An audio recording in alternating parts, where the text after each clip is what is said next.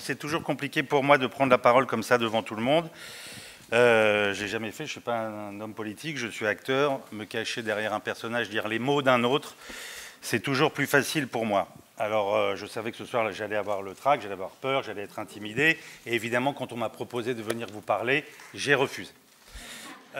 Mais ce monsieur, Bernard-Henri Lévy, que j'admire tant,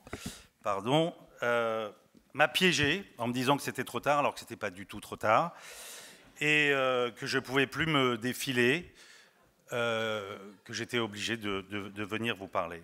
Merci bien, Bernard-Henri Lévy, mais merci vraiment et sincèrement, sans ironie, de m'avoir signifié ou de m'avoir dit d'une certaine manière que ça suffisait bien d'être intimidé, d'avoir peur de parler. Et de dire, en même temps,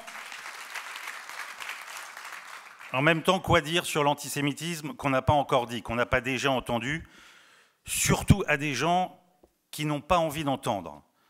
Ou quoi vous dire à vous ce soir qui êtes de toute façon alliés à la cause et déjà convaincus. Alors voilà, les actes antisémites augmentent, flambent même. Et tous les jours, j'entends qu'il ne faut surtout pas importer le conflit. Mais de quel conflit parle-t-on? Quel conflit?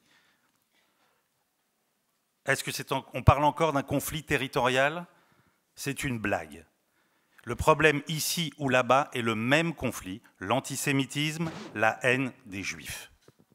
Si on admet que nous sommes, nous, en diaspora, victimes d'antisémitisme, alors pourquoi Israël, qui est le centre névralgique du peuple juif, ne serait pas, lui, victime d'antisémitisme? On lui reproche de coloniser tel ou tel territoire, mais c'est un prétexte, on veut détruire Israël. From the river to the sea, tout est dit. D'ailleurs, aucun accord n'est le bon. C'est jamais suffisant. Pourtant, il y en a eu des tentatives et des propositions. La solution serait aujourd'hui de revenir aux frontières d'avant 67. À l'époque, les Arabes de la région n'en voulaient pas, mais il semblerait que ça leur irait aujourd'hui. Mais avant 67, Gaza était égyptien et la Cisjordanie jordanienne. Jérusalem était sous la coupe jordanienne. Aucun Palestinien d'ailleurs ne réclamait Jérusalem comme capitale tant que Jérusalem était jordanienne, mais depuis que Jérusalem est revenue dans les mains des Juifs, tout d'un coup, Jérusalem devait devenir la capitale du peuple palestinien.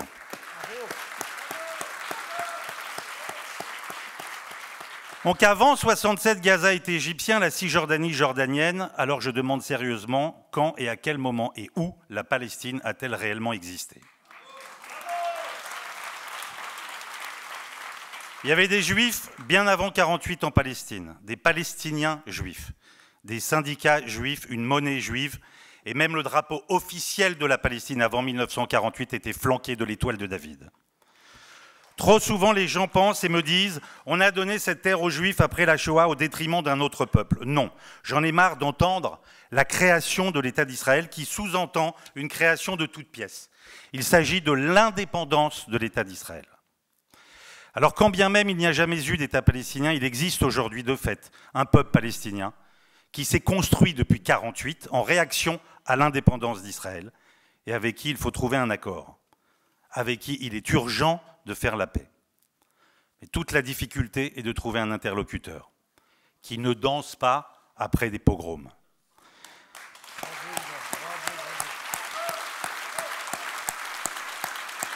Il y a sûrement des Palestiniens cachés qui ne dansent pas quand on viole des femmes juives. Il y a sûrement des leaders palestiniens cachés qui veulent trouver un accord sans jurer de recommencer contrairement au Hamas ou sans défendre des thèses révisionnistes contrairement aux leaders du Fatah. Alors qui? Avec qui discuter sincèrement de paix? Mais il faut les trouver. Il faut les trouver, ça devient vital de les trouver et d'arrêter de se cacher parfois derrière le fait qu'ils n'existeraient pas. Nous sommes censés ce soir parler d'antisémitisme, mais c'est difficile de parler d'antisémitisme sans parler d'Israël, puisque tout le monde justifie son antisémitisme par sa haine d'Israël.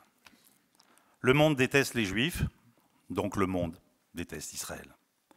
J'ai beau essayer de comprendre pourquoi, de réfléchir en me projetant de l'autre côté, en dehors des morts civils palestiniens, Je ne comprends pas. Tout est de mauvaise foi, aucun argument ne tient. Et quand j'entends que certains considèrent que le Hamas est un mouvement de résistance, je me souviens que les terroristes qui ont massacré Charlie Hebdo, l'Hypercacher, le Bataclan, etc., se prétendaient aussi des résistants. Résistants contre l'Occident. Alors je n'aimerais pas être gouverné par des gens capables de pactiser avec cette idéologie. Je n'aimerais pas être gouverné par des gens qui abandonneraient nos otages si par hasard ces résistants venaient à prendre des otages ici, chez nous, en France. Imaginons 2 secondes que ces terroristes de Charlie, du Bataclan, de Nice, de Toulouse, etc., se constituaient une armée, qu'ils vivaient à une de nos frontières et qu'ils jureraient de recommencer. Voilà la situation d'Israël. Qui va chercher les otages. Non seulement les otages israéliens, mais les otages français, américains, allemands, thaïlandais. Israël fait le boulot, le sale boulot, seul.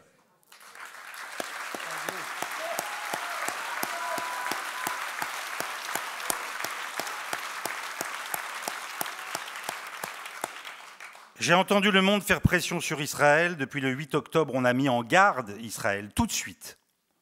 Mais qui a fait pression sur le Hamas pour rendre les otages?